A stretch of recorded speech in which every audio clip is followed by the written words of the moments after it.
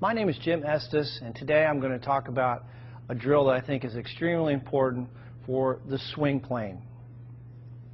So what I want you to do is, and this by the way is going to give you an instant understanding of exactly the feeling you want to have in the golf swing. Take a club, you can put a rod, alignment rod in the grip, or I'm sorry, in the butt end of the golf club. Take the golf club, turn it like you're going to hold it, and then what I want you to do is take that club, put it right against your left hip, so you're holding both clubs here. Now you've got an alignment rod on the ground and a golf ball, and what I want you to do, getting into your good posture position, your weight over the arches, feel balanced. The insides of the heels are going to be about the width of your hips. Take a swing back, slow motion, and trace with that alignment rod the target line all the way up. The shaft should be parallel to your target line at the top, and then slowly coming down, trace the line. And do this in slow motion. Right into the impact position. So this is a great feedback tool, visual feedback tool for learning the proper swing plane. Go right to your impact position.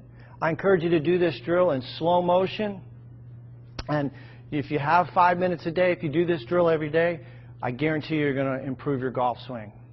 So again, I think you'll find this to be extremely helpful. JimEstesGolf.com if you have any questions. Plays on the PGA Tour. And so what I want to show you is his ball's not back.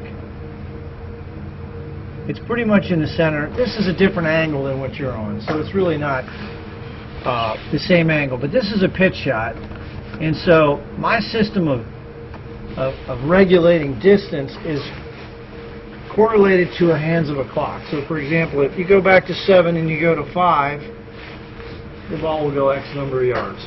I also regulate by changing the grip. So grip number 1 would be in the very top, grip number 2 would be about in the middle, grip number 3 would be on the bottom, and those 3 grips are going to change distances about 3 to 5 yards.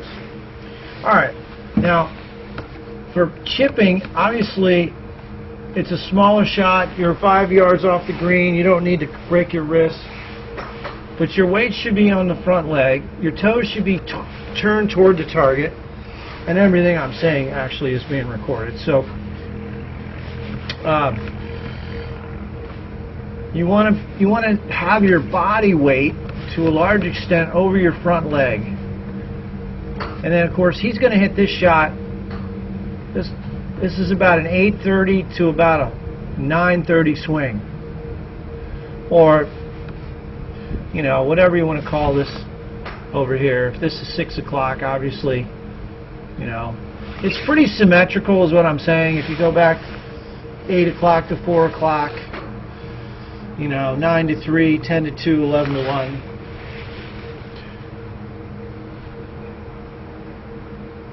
Now what's interesting is he hits the ground, there's not a big divot, and the club is bouncing, or the bottom of the club is skidding along the ground, and that's really important. And when we get out on the grass, what I want to be looking for, and this is one of the things I see in your swing, you just use your arms, which is fine on a short shot, but on a longer shot, he's hitting this shot here, say about 25 yards. You can see the rotation of the trunk, and you can see the rotation of the lower body. Those things I need to have happen a little bit.